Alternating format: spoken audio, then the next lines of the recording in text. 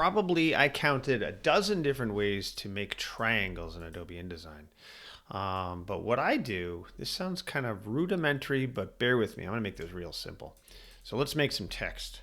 And actually, let's just do this. 1, 2, 3, 4, 5, 6. We'll make six numbers. Sometimes what I do is I literally will drag my fingers across the keyboard and do all of the characters. But let's just do this, and let's go up here to fonts and let's look up webdings. So see the webdings, and there it is. There's the triangle, right?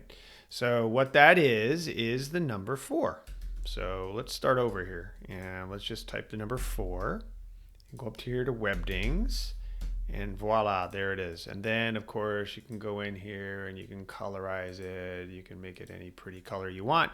That is the triangle. And then, let's just do the triangle with text. We'll paste this there on the left side, and there it is. So we'll do this. We'll do a return. And that's pretty much how to do triangles, or that's how I do triangles. And again, there are many different ways of doing it. And you got to find a way that's easier for you.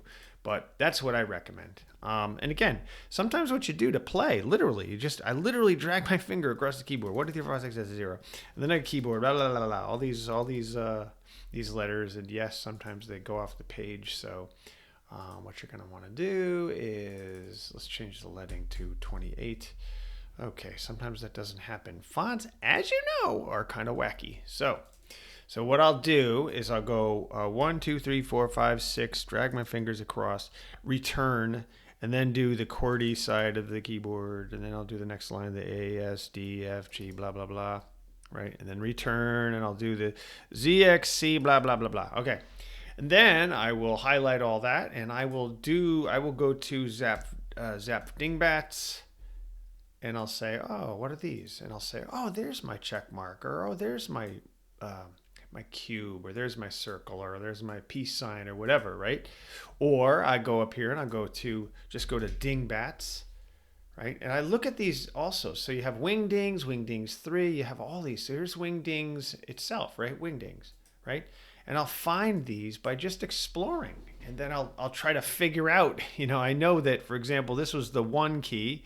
So if I want a folder, and I just make my own notes, and it becomes a habit over time of what kind of symbols you want. And again, there's so many different ways of doing these things.